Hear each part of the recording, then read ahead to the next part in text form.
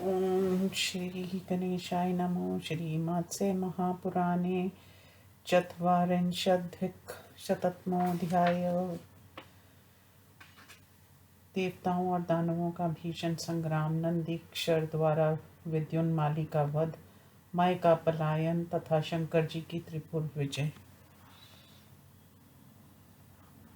सूतवाच।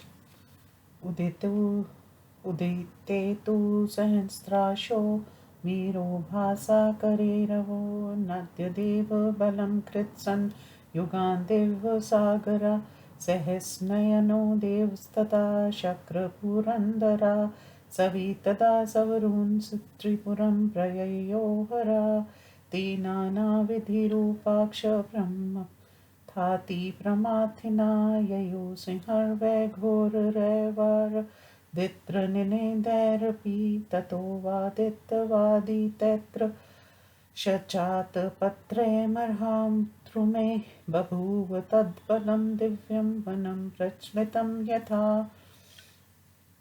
तदा पतन्त सम्प्रेक्ष्य रौद्रं रुद्रबलं महत् संक्षोभो दानवेन्द्रान् समुद्रप्रतिमो बभो तेजासीनपटीशान शक्तिशूलदण्डपर परक्षधान शरासनानि व्रजानि गुरुनि मुस्लानि च प्रगृहाकोपर्ताक्षा सत्पक्षा इव पर्वता निर्जघ्नो पर्वतकन्याये घनायैव तपातये शिव सविधुन्मलान्यनस्ते वै सम्यादितिर्नन्दना मोदमाना समासे दुर्दवे देवदेवे सुरारये मृत्युकृतबुधिनजय चानिषिच्चात्मनाम् अबलानां च मूर्धासीदबलावयव्या इव विगजरन्त इवाम्बोधा अम्बोधसदृशत्वशा प्रयुध्य युद्धकुशला परस्पर कृतागसा धूमयान्तो जवदीक्ष आयुधे कृष्णन्दव्र वर्चसे कोपादवायुध लुब्धाक्ष कुट्यन्ते परस्परं व्रजाता पतन्तयन्ये बाणैरन्यविदारिता अनेविदारिताक्षचक्रे पतन्ति हार्द्रधीर्जले छिन्सत्रगदामः राशच्प्रमष्टाम्बरभूषणा तिमिन्नक्रगणे चैव पतन्ति प्रमथासुरा गदानामुसलाना च तोमराना परक्षदां वज्रशूलष्टिपाताना पटिशाना च सर्वथा गिरिशङ्लोफलाना च प्रेरिताना भ्रमण्युभिः सजवाना दानवाना सधूमानारिभित् विषाम आयुधाना महानागा सोगरोधे पत्यपि प्रवृत्ते गैस्त्रस्त्र सुरासुरकरैरिते आयुधैस्त्र स्तनक्षत्र क्रियते संक्षयो महान् शूद्रानार्गजयो युर्दे यथा भवति संखक्षय देवासुरगणैस्ततत् तिमिन्कृक्षो भवता विद्युन्माली च वेगेन विद्युन्माली वान्बुधा विद्युन्मालां घनो नादो नन्दीक्षरमभिधृता स तं तमोरिवन्दना प्रणदनवदन्तावर उवाच युद्धि शैलादिं दानवोमुद्बुद्धिनि स्वना युद्धाकाटक्षितु बलवान् विद्युन्मालय मागता यदि तीव्तानि मे जीवन्मुच्यसे नन्दिकेश्वर न विद्युन्माली हननम् वचोभिर्युधि दानवं तमेवन्वादिनं दैत्यं नन्दीशस्तपताम्बरा उवाच प्रहरं शस्त्र वाक्यालङ्कारकोविदा दानवाधं कामना नैषोऽवसर इत्युत शक्तो हन्तु किमात्मनं जातिदोषाद् ब्रह्मसि यदि तावन्मया पूर्वं हतोऽसि पशुवत् यथा इदानीं वा कथं नाम न हिंसय क्रतुदूषणं सागरं तरते दोर्भयापातयेद् यो दिवाकरं सोऽपि मा शक्नुयानेव चक्षुभर्या समवीक्षितुम् इत्येवं वादिनं तत्र नन्दिनं तन्निभो बले बिभेदैकशुनादैत्यकरेण करेणाकार्क इवान्मुतं रक्षा स शरत्तस्य पपोरुधिर्मुतमम सूर्यसत्त्वात्मं प्रभावेन नद्यं वज्लं यथा सतेन सुप्रारेण प्रथमं च तिरोहिता हस्तेन वृक्षमुत्पाटचिक्षेप गजराडिव वायुनुनुन् स च तरुशीर्णपुष्पो महारवा विद्युन्मल्लिशरैश्चिच्छन्न पपातपद्गेशवत्ता वृक्षमालोक्य तं छिन्नं दानवेन वरेषुभिः रोषमहारायत्येवं नन्दीक्षरसु विग्रह सोऽध्यं कर्मारवमारावे रविशक्रकरप्रभं दूत्रावहन्तु सक्रूरं महिषं गजराडिव तमापतन्तं वेगेन वेगवान् प्रसम्बलात् विद्युन्माली शर्षते पूर्यामास नन्दिनं शरकण्ठकित्ताडो वैशालादिसोऽभवत् पुनः हरे ग्रहारथं तस्य महत्ता प्रययोजवात् विलम्बिताक्षो विशिरो भ्रमितक्षणे रथा पपात मुनिशापेन सादित्योऽक्ररर्थो यथा अन्तरानि गर्तशैव मायया सदिते सुता आजघान तदा शक्त्या शैलान्दिसमवस्थितम् तामेव तु विनिश्य क्रमे शक्तिं चोन्निद्भूषितां विद्युन्मालिन्मुद्दिश्य चिक्षेप प्रमथाग्नि तया भिन्तनुत्रागानो विभिन्नहृत्यस्तवपि विद्युन्माल्य पतत भूमौ वज्रहात इवाचला विद्युन्मालिनी निहते सिच्चारन् किन्नरा साधु साधुवती चोक्त्वा ते पूजयन्तु मापतिं नन्दिना साधिते दैत्य विद्युन्मालोहते मया ददा प्रमथानीकं वन्मग्निरिवोद्वता शूलनिर्धारितो रसका यदा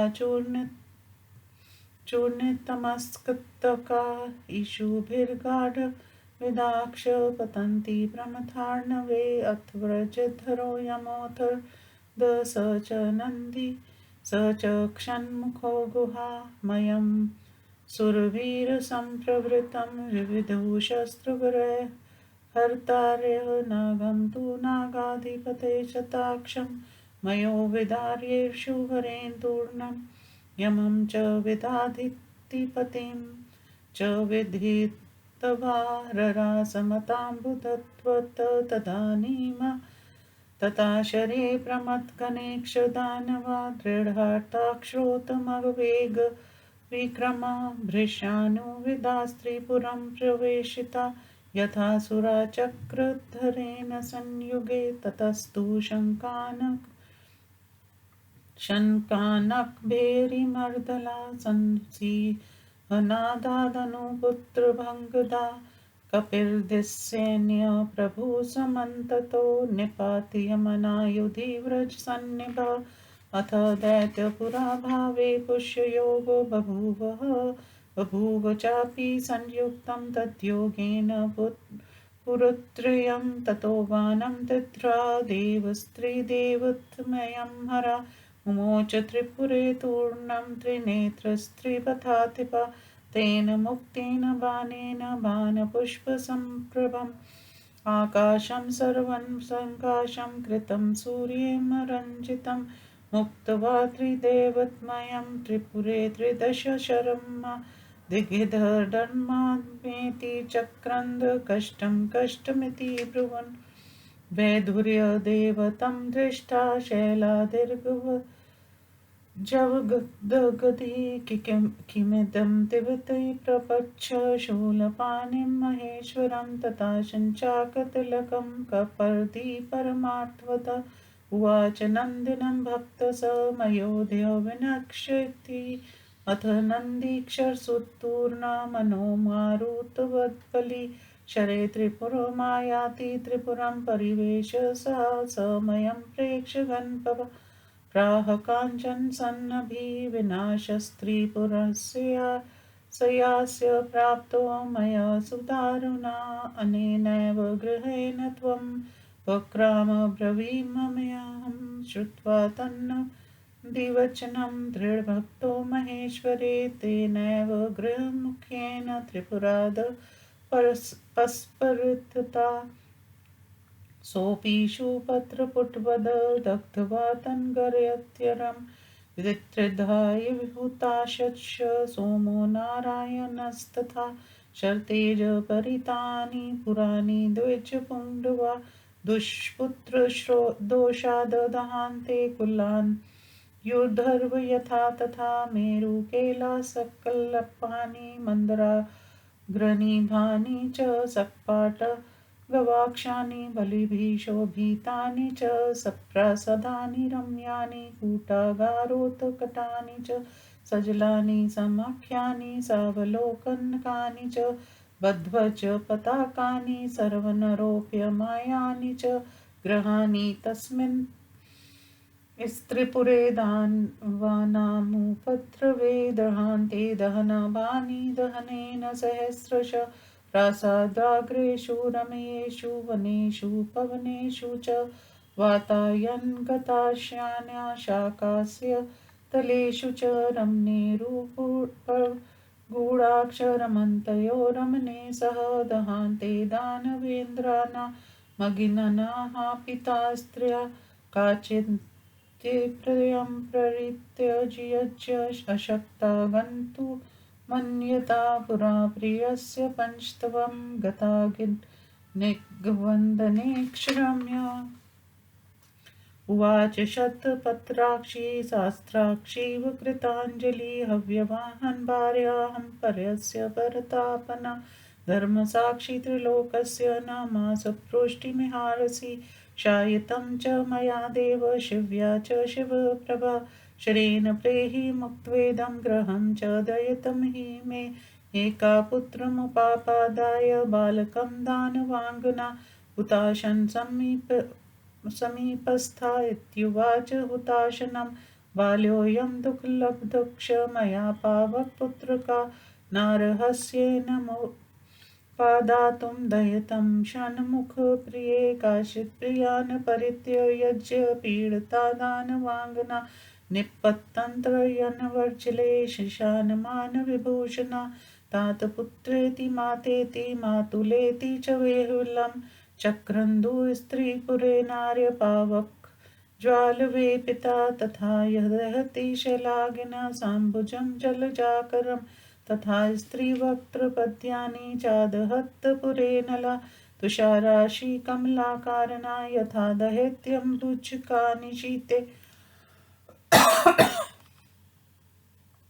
तथैव सौगिन्य स्त्रीपुराङ्गनानां ददाह वक्त्रे क्षन् पङ्कजानि शरागिनी पदतात संविद्रुताना तत्राडङ्गनानामतिकोमलानां बभूव काञ्ची गुन्नुपुराणामाक्रन्दिताना चरोवितिमिक्ष दग्धाधर्च चन्द्राणि सेविदिकानि विशीर्ण हमर्यानि सतोरानि दग्धानि गृहाणि तत्र पतन्ति रक्षार्थमिनर्वाणवोधे गृहपतिपतदिर्वजलना वलीढैरासीत् समुद्रे सलिलं प्रततोपं कुपुत्रदोषे बृहतानुविदं यथा कुलं याति धनान्विस्तस्य गृहप्राप्ते कथितं समन्तात्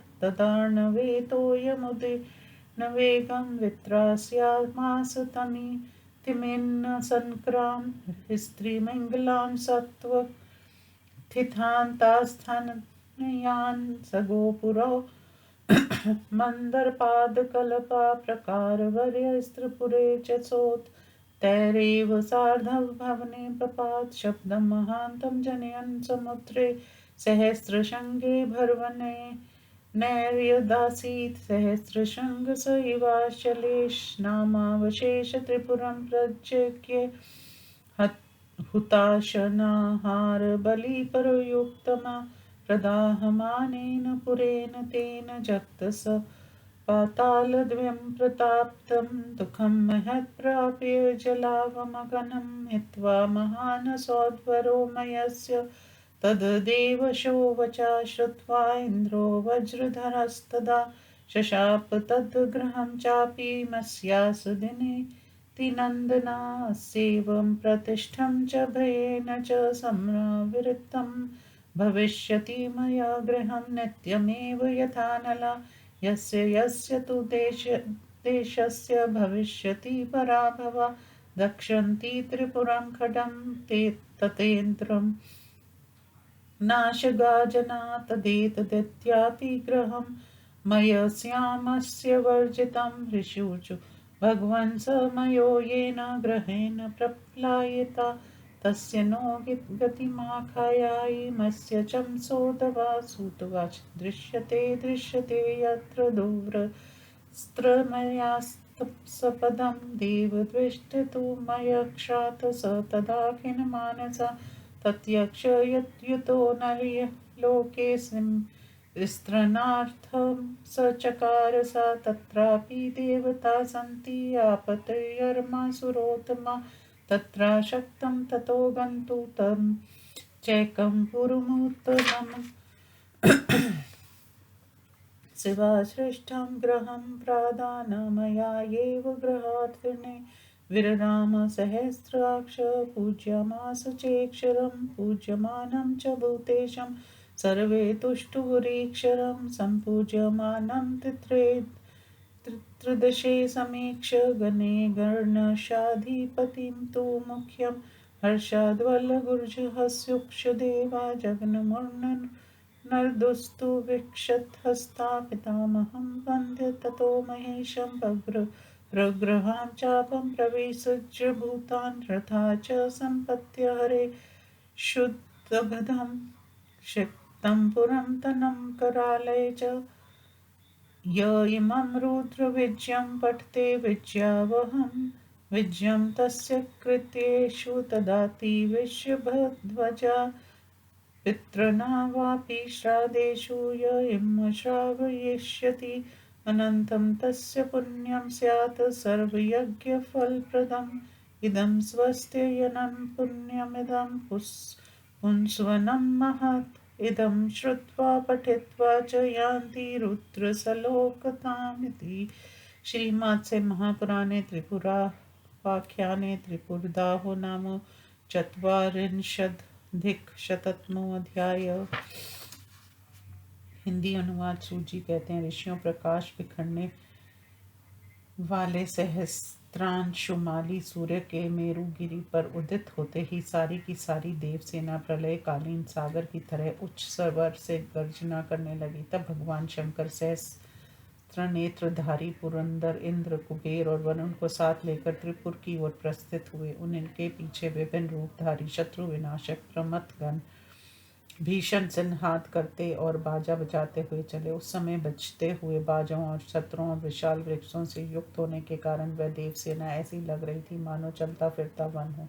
तत्पश्चात शंकर जी की उस विशाल भयंकर सेना को आक्रमण करते देख कर दानवेंद्रों का समूह सागर की तरह संक्षुब्ध हो उठा।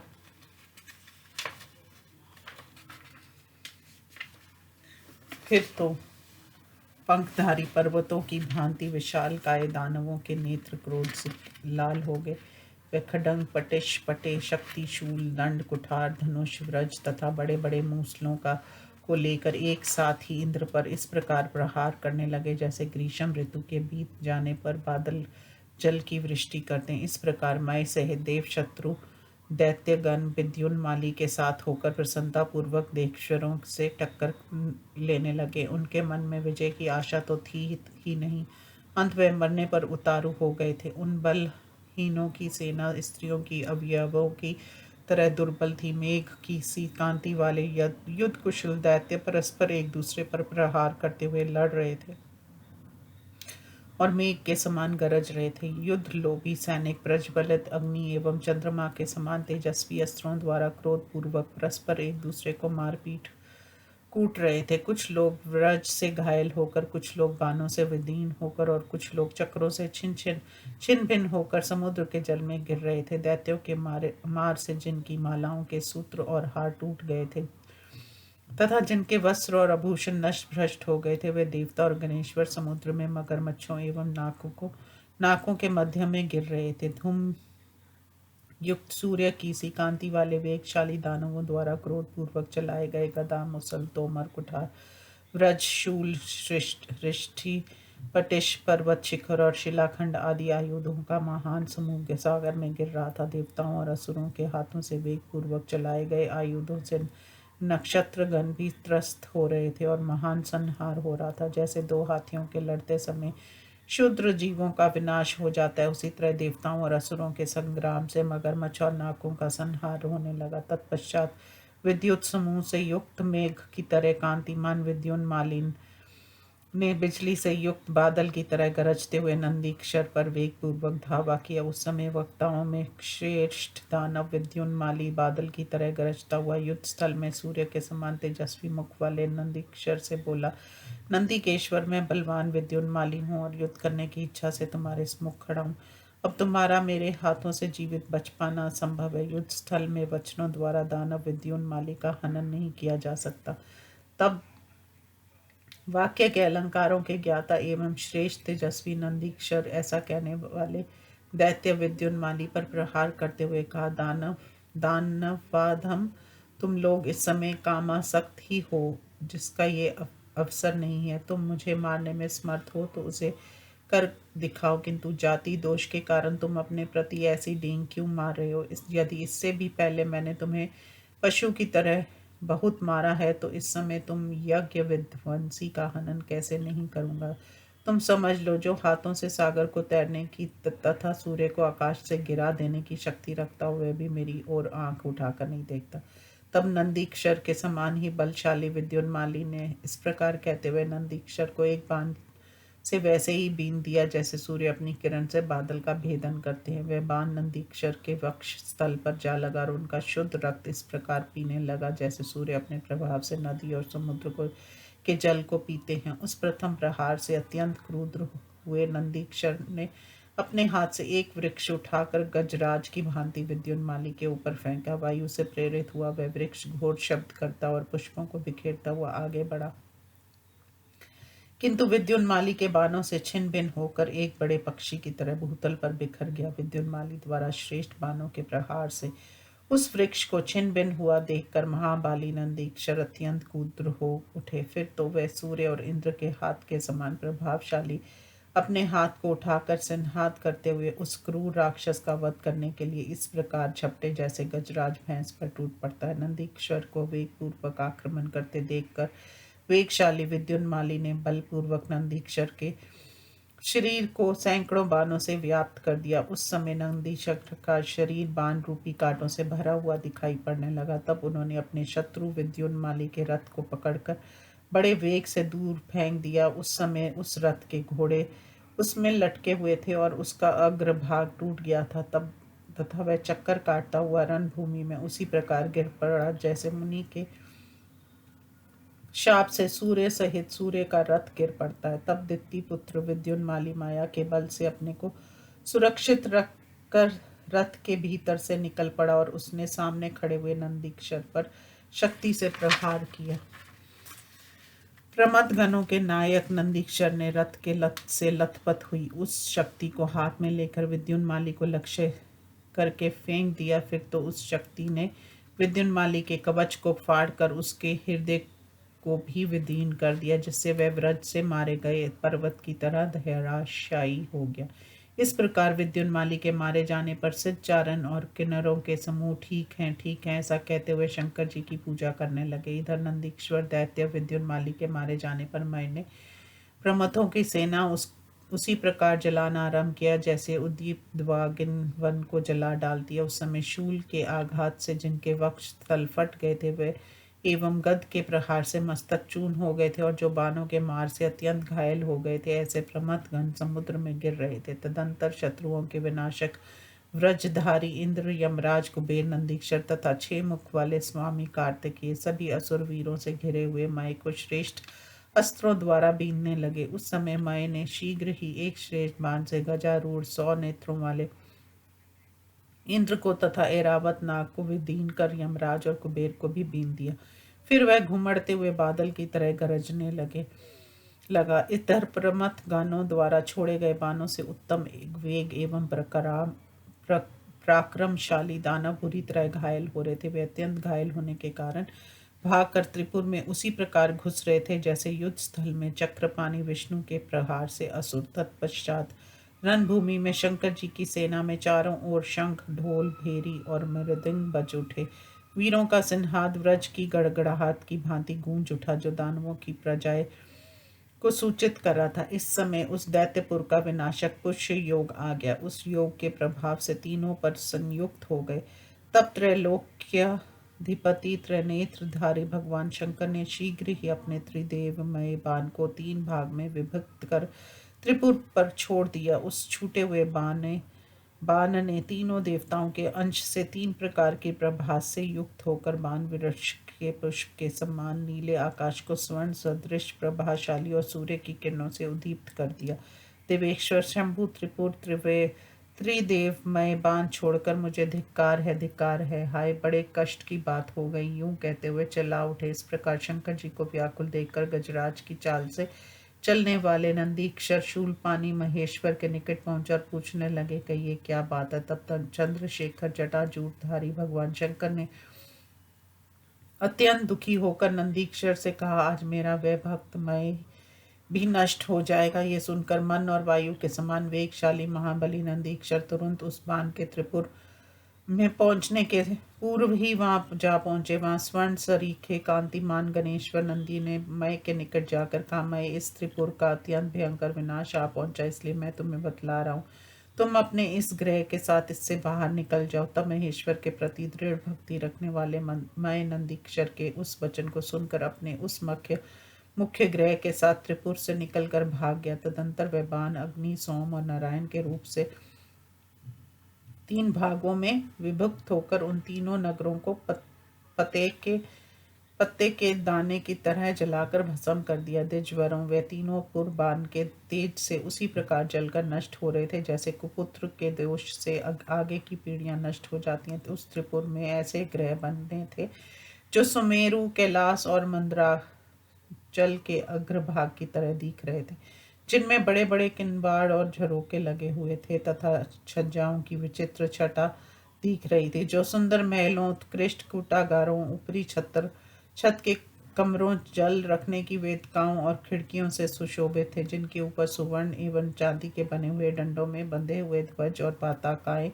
फहरा रही थी। ये सभी हजारों की संख्या में दानवों के उस उपद्रव के समय अग्नि द्वारा जलाए जा रहे थे, जैसे जो आग की तरह धधक हो रहे थे। दानवंदरों की स्त्रियां, जिनमें कुछ महलों की रमणीय शिखरों पर बैठी थी, कुछ वनों और उपवनों में घूम रही थी, कुछ झरोकों में बैठकर दृश्य देख रही थी, कुछ मैदान में घूम रही थी, ये सभी अग्नि द्वारा जलाई जा रही थी। कोई अपनी पति को छोड़कर अन्यत्र जाने में असमर्थ थी। अंत पति के सम्मुख की अग्नि की लपेट में आकर दग्ध हो गई।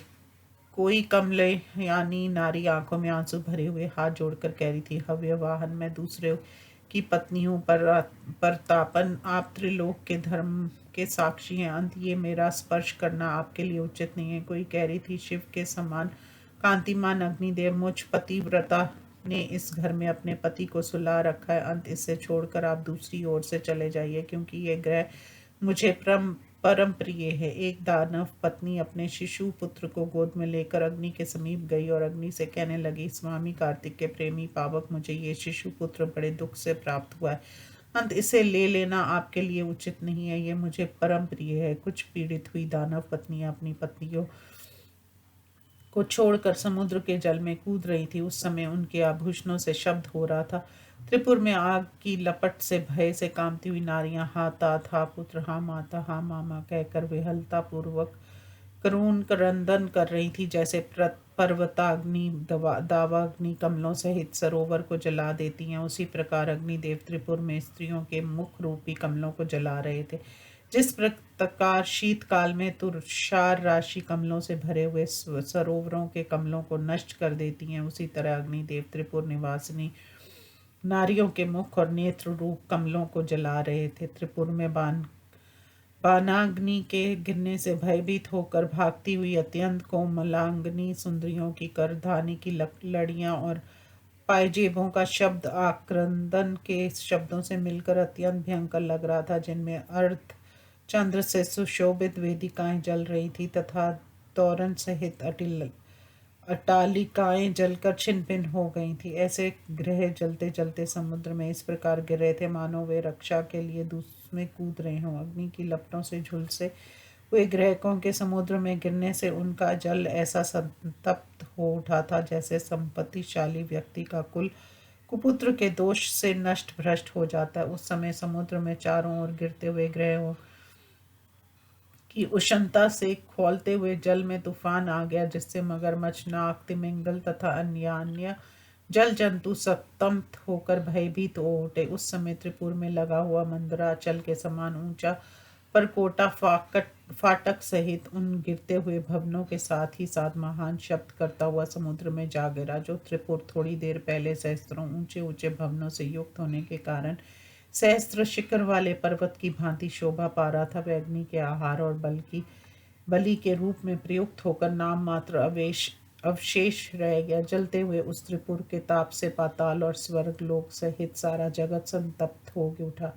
इस प्रकार महान कष्ट झेलता हुआ वह त्रिपुर समुद्र के जल में निमग्न हो गया। इसमें एकमात्र मय का महान भवन ही बच गया था। अदिति नंदन ब्रजधारी देवराज इंद्र ने जब ऐसी बात सुनी तो मय के उस ग्रह को शाप देते हुए बोले, मय का वह ग्रह किसी के सेवन करने योग्य नहीं होगा, उसकी संसार में प्रतिष्ठा नहीं होगी, वह अग्नि की तरह सदा भय से युक्त बना रहेगा। जिस देश की पराजय होने वाली होगी उस देश के शोनमुख निवासी त्रिपुर खंड का दर्शन करेंगे। मय का वह ग्रह आज भी आपत्तियों से रहित है। ऋषियों ने पूछा, चमस से उत्पन्न होने वाले ऐश्वर्यशाली सूची, वह मय जिस ग्रह को साथ लेकर भाग गया था उस मय की आगे चलकर क्या गति हुई, इसे हमें बतलाइए। सूची कहते हैं, ऋषियों, जहाँ ध्रुव दिखलाई पड़ते हैं वहीं मय का भी स्थान दिख पड़ता है, किंतु कुछ समय बाद देव शत्रुमय का मन खिन्न हो गया। तब वह अपनी रक्षा के निमित्त वहां से हट कर अन्य लोक में चला गया। वहां भी आपतोयाम नामक श्रेष्ठ देवता निवास करते थे, परंतु अब मय में वहां से अन्यत्र जाने की शक्ति नहीं रह गई थी। तब भक्त वत्सल शंकर जी ने एक उत्तम पुर और ग्रह का निर्माण कर ग्रहार्थी मय को प्रदान कर दिया। ये देखकर सहस्त्र नेत्रधारी इंद्र शांत हो गए। तत्पश्चात उन्होंने महेश्वर की पूजा की। उस समय सभी देवताओं ने पूजित होते हुए भूतपति शंकर की स्तुति की। तदंतर देवताओं और गणेश्वरों द्वारा प्रधान गणेशाधिपति महेश्वर की पूजा होते देखकर देवगण हाथ उठाकर हर्षपूर्वक जय जयकार अट्ठास और संहात करने लगे। इसके बाद रथ से निकलकर उन्होंने ब्रह्मा और शंकर जी की वंदना की। फिर हाथ में धनुष ग्रहण कर और भूतगणों से विदा होकर वे अपने अपने स्थान के लिए प्रस्थित हुए, क्योंकि शंकर जी के बाण से भस्म हुआ त्रिपुर महासागर में निमग्न हो चुका था। जो मनुष्य विजय प्रदान करने वाली इस रुद्र विजय का पाठ करता है उसे भगवान शंकर सभी कार्यों में विजय प्रदान करते हैं। जो मनुष्य पितरों के श्राद्धों के अवसर पर इसे पढ़कर सुनाता है और उसे संपूर्ण यज्ञों का फल प्रदान करने वाले अनंत पुण्य की प्राप्ति होती है। ये रुद्र विजय महान मंगलकारक, पुण्यप्रद और संतान प्रदायक है। इसे पढ़ और सुनकर लोग रुद्र लोक में चले जाते हैं। इस प्रकार श्री मत्स्य महापुराण के त्रिपुर रोपाख्यान में त्रिपुर दाहन नामक 140वां अध्याय संपूर्ण हुआ। ओम नमो शिवाय।